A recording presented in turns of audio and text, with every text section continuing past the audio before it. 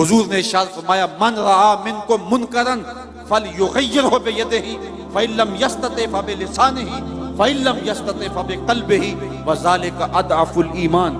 فرمایا تم میں سے اگر کوئی شخص برائی ہوتے دیکھے تو وہ ہاتھ سے روکے، ہاتھ سے نہیں روک سکتا تو زبان سے روکے، یہ طاقت بھی نہیں ہے تو پھر دل سے برا جانے، اور یہ سب سے کمزور ترین ایمان کی علامت ہے۔ لیکن ہم دل سے بھی برا نہ جانیں، ہم غنڈے بدماش اور برائی کو پھیلانے والے کو جھک جھک کے سلامیاں پیش کر رہے ہوں تو معاشرتوں میں کبھی بھی پاکیزگیاں نہیں آ سکتی۔ ہم روزانہ اپنے رب سے وعدہ کرتے ہیں وَنَخْلَعُ وَنَتْرُكُ مَنْ يَفْجُرُكُ، یہ دعائے قنوت میں روز پڑھتے ہیں، اے اللہ جو تیرے حکموں کا باغی ہوگا ہمارا اس سے کوئی تعلق نہیں ہوگا۔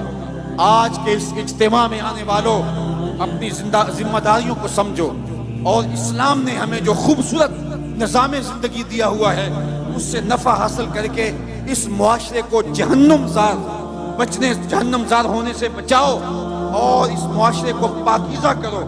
آج ہی ہم یہاں نکل رہے تھے تو اتنی بچیوں کے جہیز کے حوالے سے بات ہوئی تو مجھے ایک دوست کہنے لگا کہ مجھے ایک فون آیا ہے کہ میری بیٹی جوان ہے تو وہاں میری بیٹی کے لیے بھی سفارش کیجئے۔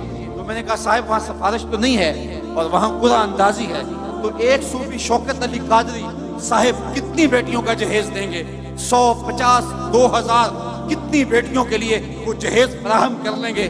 ہمیں عملی طور پہ جد و جہد کرنی چاہیے کہ معاشرے کے اندر سے اس رسم بد کو مٹایا جائے اور ہم ایک ایسا پاکیزہ معاشرہ تشکیل دیں کہ جہاں جو ہے وہ انسانی قدروں کا حیا ہو، اور معاشرے کے اندر جو پھیلی ہوئی غلاظتیں ہیں اور غلط رسومات ہیں جنہوں نے معاشرے کا سکھ چھینا ہوا ہے، آپ کیا اندازہ کر سکتے ہیں اس بوڑھے غریب والدین کا جس کو کبھی بازار میں جا کے دہاڑی بھی نہیں ملتی اور اس کی دہلیز کے اوپر جوان بیٹیاں بیٹھی ہیں اور ان کا رشتہ کوئی اس لیے قبول نہیں کرتا کہ ان کے غریب ماں باپ کے ساتھ جہیز، ان کے پاس جہیز کے لیے دینے کے لیے کچھ موجود نہیں ہے۔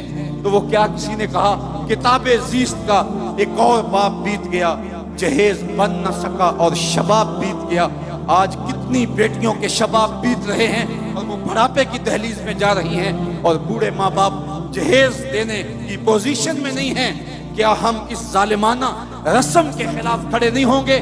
صرف ہم یہ کہہ دیں گے کہ ہمیں کیا لگے؟ نہیں، من رعا منکم منکرا فلیغیرہ بیدہ فإن لم یستطع فبلسانہ فإن لم یستطع فبقلبہ۔ یہ ہماری ذمہ داری ہے کہ ہم باطل جو ہے وہ نظام کے خلاف، باطل فکر کے ساتھ اور معاشرتی برائیوں کے خلاف پوری قوت کے ساتھ کھڑے ہو کر کے ایک پاکیزہ معاشرت کی تشکیل کے لیے کوشاں ہو جائیں۔ بے مقصد زندگی گزارنے کا کوئی فائدہ نہیں۔ مومن کی زندگی جس میں وہ خسارے سے بچ سکتا ہے اور قوم کو اجتماعی خسارے سے بچا سکتا ہے، وَتَوَاصَوْا بِالْحَقِّ کا زمرہ ہے، اور اس کا ایک معنی یہ بھی ہے کہ قرآن کے پیغام کو عام کیا جائے۔ آج ہمارا اللہ ماشاءاللہ جو ہماری مجموعی فکر ہے وہ قرآن مجید کی فکر کے ابلاغ کو چھوڑ چکی ہے۔ ہمارا انداز یہ ہے کہ قرآن جس مقصد کے لیے نازل ہوا تھا آج ہم اس کو ترک کر چکے ہیں۔ قرآن مجید ایک زندہ کتاب ہے، اتنا خوبصورت نصاب کسی قوم کے پاس نہیں ہے۔ نصاب حیات، نصاب زندگی، منشور حیات کسی قوم کے پاس نہیں ہے، لیکن اس کے باوجود آج ہم دنیا کے اوپر رسوا ہو رہے ہیں۔ اتنی خوبصورت تھیوری ہونے کے باوجود ہم رسوا کیوں ہو رہے ہیں؟ اس لیے کہ اس تھیوری کے مطابق ہمارا پریکٹیکل نہیں، ہماری زندگی اس قرآن کی تعلیمات کے مطابق نہیں گزر رہی ہے۔ آج دنیا کے اوپر رسوائی، ذلت ہمارا مقدر بن گئی۔ اقبال نے جب شکوے کی زبان کھولی نا تو شکوہ رب سے کیا تو لہجہ بڑا تلخ ہو گیا۔ تیرے کعبے کو جبینوں سے بسایا ہم نے، نو انسانی کو غلامی سے چھڑایا ہم نے، صفائے دہر سے باطل کو مٹایا ہم نے، تیرے قرآن کو سینوں سے لگایا ہم نے، پھر بھی ہم سے گلا ہے کہ وفادار نہیں، ہم وفادار نہیں، تو بھی تو دلدار نہیں۔ بڑا سخت لہجہ تھا، لیکن جب جواب آیا تو سارا نشہ اترتا ہے۔ لفظ وہی ہیں، صرف صیغہ بدلتا ہے۔ جب کہا نا کہ تیرے کعبے کو جبینوں سے بسایا کس نے، تو جواب آیا میرے کعبے کو جبینوں سے بسایا کس نے، نو انسانی کو غلامی سے چھڑایا کس نے، صفائے دہر سے باطل کو مٹایا کس نے، میرے قرآن کو سینوں سے لگایا کس نے، تھے تو آبا وہ تمہارے ہی مگر تم کیا ہو، ہاتھ پہ ہاتھ دھرے منتظر فردا ہو، ہر کوئی مستے میں ذوق تن آسانی ہے، تم مسلمان ہو یہ انداز مسلمانی ہے، حیدری فقر ہے نئے دولت عثمانی ہے، تم کو اسلاف سے کیا نسبت روحانی ہے، وہ معزز تھے زمانے میں مسلمان ہو کر، تم خار ہوئے ہو تارک قرآن ہو کر۔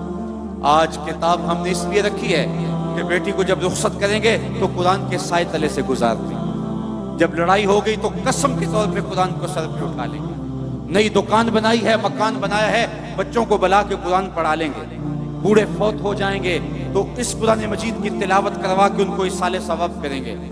میں اس کا انکار نہیں کرتا قرآن کی برکتیں مرنے والے کی قبر میں اترتی ہیں، میں اس کا انکار بھی نہیں کرتا قرآن کے نور کے مقابلے میں کوئی نار نہیں ٹھہر سکتی، جن بھگانے کے لیے یہ اچھا نسخہ ہے۔ میں اس بات کا بھی انکار نہیں کرتا کہ مکان میں پڑھاؤ تو برکت ہوگی، لیکن میرا نقطہ نظر وہی ہے جو اقبال کی فکر ہے، بندے صوفی و ملا اسیری حیات از حکمت قرآن گیری بآیات اشترا کار جزی نیز یاز یاسین او آساں بمیری۔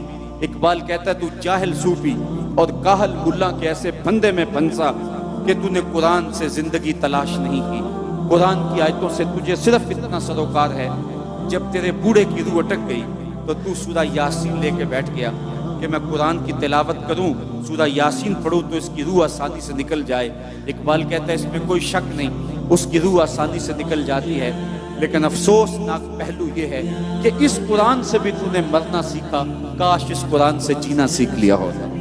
یہ کتاب زندہ ہے، یہ حیات آفری کتاب ہے، اس کا لفظ لفظ حیات دیتا ہے، زندگی کی خیرات بانٹتا ہے، لیکن اس کتاب سے بھی تو نے مرنے کی راہیں تلاش کی، اس سے تو نے جینے کا راستہ تلاش نہیں کیا۔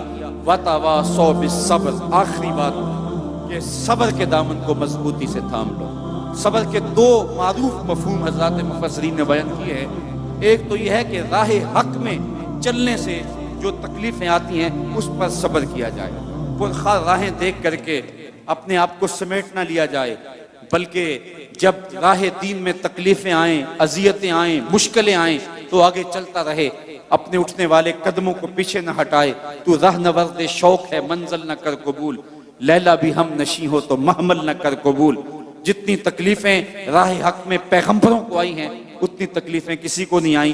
میرے اور آپ کے آقا و مولا حضور نبی رحمت صلی اللہ علیہ وسلم نے ارشاد فرمایا جتنی تکلیفیں مجھے ملی ہیں کسی رسول اور پیغمبر کو نہیں ملی ہیں۔